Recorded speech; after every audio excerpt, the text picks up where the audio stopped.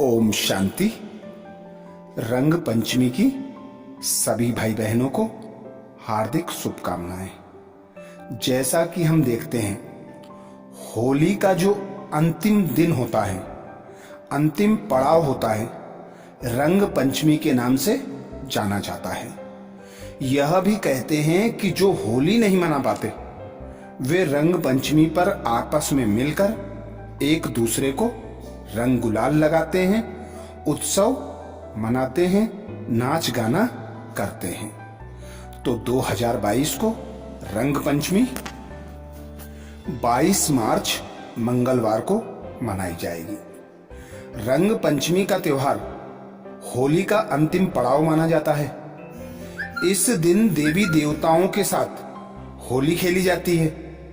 यह पर्व हर वर्ष होली के बाद शुक्ल पक्ष की पंचमी तिथि को मनाया जाता है। इस बार यह शुभ तिथि 22 मार्च मंगलवार को आ रही है। शास्त्रों के अनुसार देवी देवताओं को समर्पित रंग पंचमी के इस पर्व को देव पंचमी भी कहा जाता है।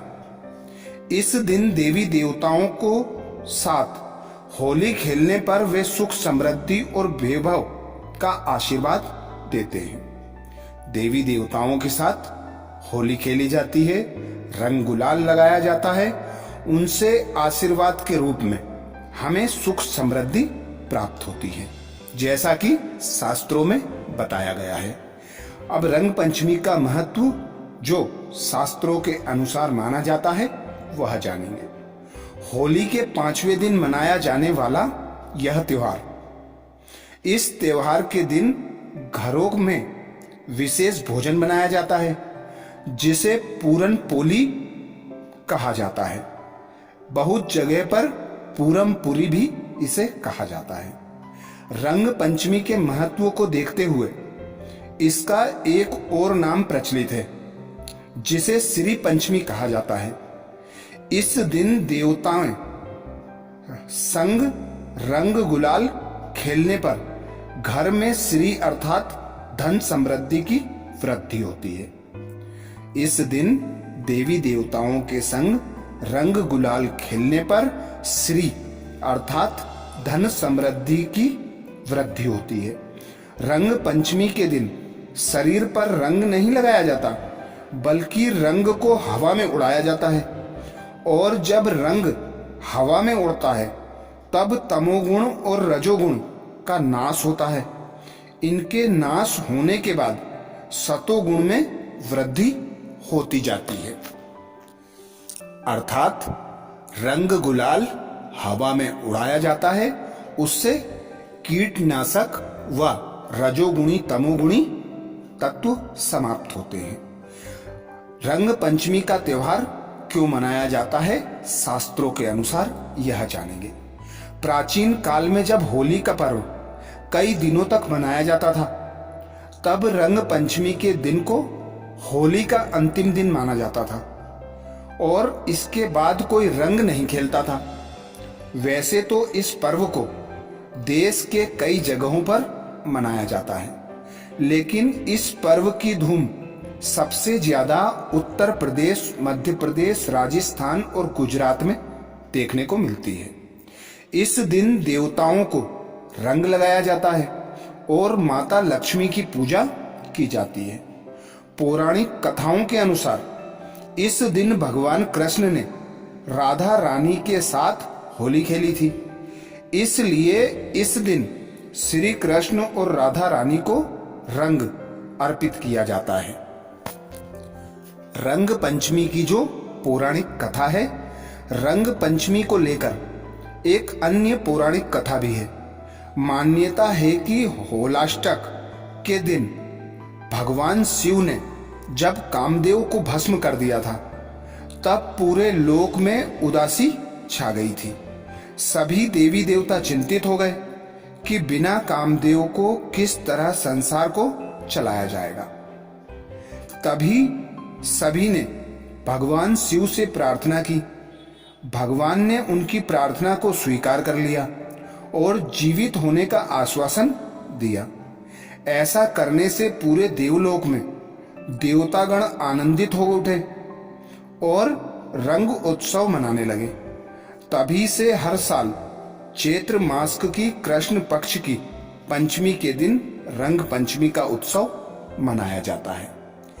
यदि इसे हम ज्ञान की दृष्टि से देखें तो जब हम होली मनाते हैं, होली पर कृष्ण को झूले में झुलाते हैं, कृष्ण के दर्शन करते हैं, तो उससे हमें यह आशीर्वाद प्राप्त होता है कि हम श्री कृष्ण के साथ सतयुग दुनिया में जन्म लेंगे, उनके साथ खेलेंगे, कूदेंगे, रास करेंगे।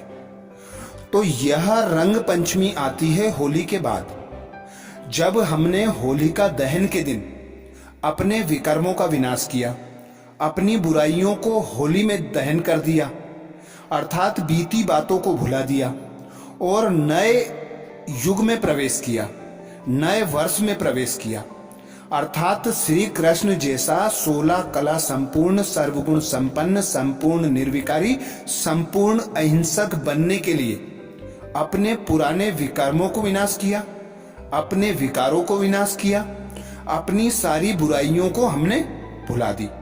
नए युग में सतयुगी देवी देवताओं के जो लक्षण होते हैं उन्हें धारण कर रंग पंचमी के दिन ऐसा माना जाता है कि हम श्री कृष्ण के साथ रास रसाते हैं। तो नए युग का आगमन होता है, नए वर्ष का आगमन होता है। हम आत्माओं को एक लक्ष्य मिलता है कि तुम आत्माएं 16 कला संपूर्ण, सर्वगुण संपन्न, संपूर्ण निर्विकारी, संपूर्ण अहिंसक थी। जब तुम इस धरा पर अपने घर से आई थी, अपने घर अर्थात परम धाम से आई थी। परम धाम अर्थात निराकारी दुनिया, निराकारी दुनिया जहां हमारा पिता परमात्मा शिव रहता है। शिव बाबा इस धरा पर अवतरित होते हैं शिवरात्रि पर। शिवरात्रि पर आकर हम बच्चों को वे एडॉप्ट करते हैं। जो बच्चे शिव बाबा को पहचान लेते हैं, शिव बाबा पर अपना सब कुछ अर्पित कर देते हैं, अर्थात अपनी बुराइयां, 5 विकार, अपना सब कुछ शिव बाबा पर न्यौछावर कर देते हैं। जिस प्रकार हम भक्ति मार्ग में देखते हैं, शिव पर अख धतूरे के फूल चढ़ाए जाते हैं जो कड़वे होते हैं। कड़वाहट अर्थात काम, क्रोध, लोभ, मोह, अहंकार को शिव बाबा को चढ़ा देना, अपनी बुराइयों को शिव बाबा पर अर्पित कर देना और शिव बाबा से 7 गुण धारण करना, सुख, शांति, आनंद, प्रेम, पवित्रता, गुण, ज्ञान तथा शक्तियां सब कुछ धारण कर हमें संपूर्ण कृष्ण जैसा बनने के लिए शिव बाबा ब्रह्मा तन का आधार लेकर ज्ञान सुनाते हैं। उस ज्ञान को जब हम सुनकर उस ज्ञान का हम स्वरूप बनते हैं, उस ज्ञान से हम 16 कला संपूर्ण, सर्वगुण संपन्न, संपूर्ण निर्विकारी, संपूर्ण अहिंसक बनते हैं, तो हम कृष्ण के समान बन जाते हैं, सतयुगी दुनिया में जन्म लेने के लायक बन जाते हैं। इसी की यादगार यह रंग पंचमी मनाई जाती है, अर्थात हम पर शिव पिता परमात्मा का रंग चढ़ जाता है, देवी देवताई रंग हम पर चढ़ जाता है, हम संपूर्ण संपन्न बन जाते हैं। तो रंग पंचमी का जो आध्यात्मिक रहस्य है, उस रहस्य के अनुसार हमें पिता परमात्मा शिव को पहचान कर कि हमारा पिता निराकार परमात्मा है, हम उस निराकार पिता परमात्मा की संतान निराकार आत्माएं हैं, हम सब आपस में भाई भाई हैं।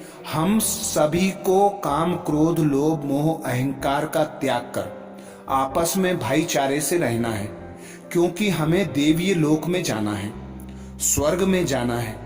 तो स्वर्ग में जिस प्रकार देवी देवता का गायन है कि 33 करोड़ देवी देवता भारत में अवतरित होते हैं, तो वही देवी देवताओं की आत्माएं अब इस कलयुग में अंत समय में तमोगुणी बन जाती हैं और शिव पिता परमात्मा की याद में रहकर उसके ज्ञान को धारण कर उसका स्वरूप बनकर 16 कला संपूर्ण बनकर पुनः सतयुगी सृष्टि की स्थापना में मददगार बनते हैं।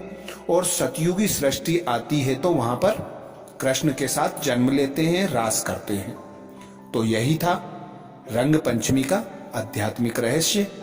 और ऐसे त्योहारों के आध्यात्मिक रहस्य के लिए बाबा के चैनल को सब्सक्राइब करें।